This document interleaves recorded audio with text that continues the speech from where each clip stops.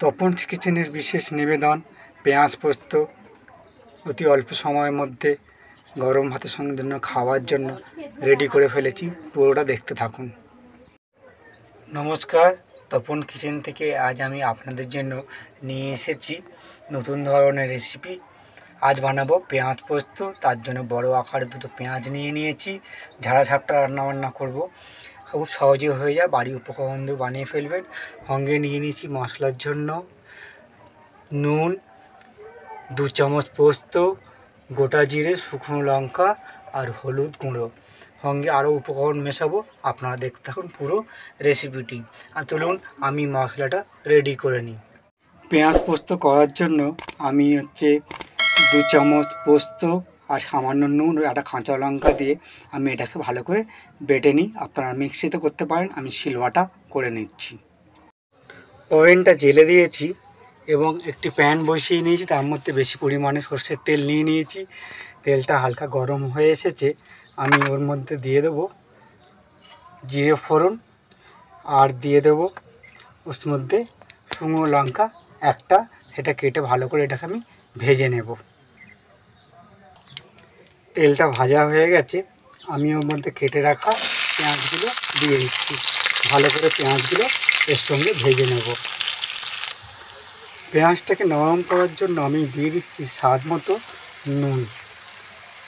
নুনটা মিশিয়ে দিলে পেঁয়াজটা নরম হয়ে যাবে এবং তাড়াতাড়ি ভাজাও হয়ে যাবে। আর সঙ্গে দিয়ে দিচ্ছি পরিমাণ মতো হলুদ।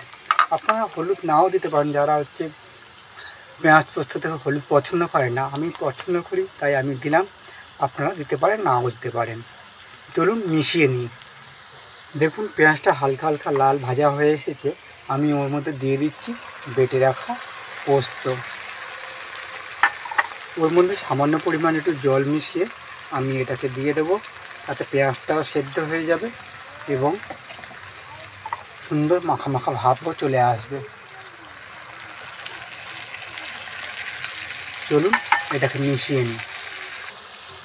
দেখুন জলটা শুকিয়ে গেছে, তেল বেরিয়ে এসছে। আমি ওর মধ্যে দিয়ে দিচ্ছি সামান্য পরিমাণে চিনি, তাহলে নুন এবং বিভিন্ন যে মশলা আছে তার স্বাদের ব্যালেন্সটা আসবে এবং খেতেও খুব সুন্দর হবে।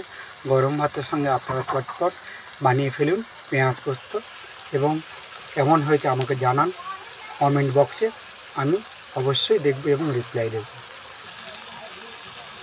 দেখুন অলমোস্ট রেডি হয়ে গেছে পেঁয়াজ পোস্ত। এবার আমি আপনাদেরকে পরিবেশন করে দেখাচ্ছি। বানিয়ে নিয়েছি বাড়ির তৈরি অতি অল্প সময়ের মধ্যে গরম ভাতে মিশিয়ে খাওয়ার জন্য, পুরো প্লেট পরিষ্কার হয়ে যাওয়ার জন্য অতি উপাদেয় পেঁয়াজ পোস্ত। যদি এই রেসিপি আপনাদের পছন্দ হয়ে থাকে তাহলে তপন কিচেনকে একটা লাইক করে দেবেন এবং কমেন্ট বক্সে জানাবেন কেমন হয়েছে। ভালো থাকবেন, সাবধানে থাকবেন, সুস্থ থাকবেন। আবার দেখা হবে নতুন এক ধরনের রেসিপি নিয়ে। ধন্যবাদ।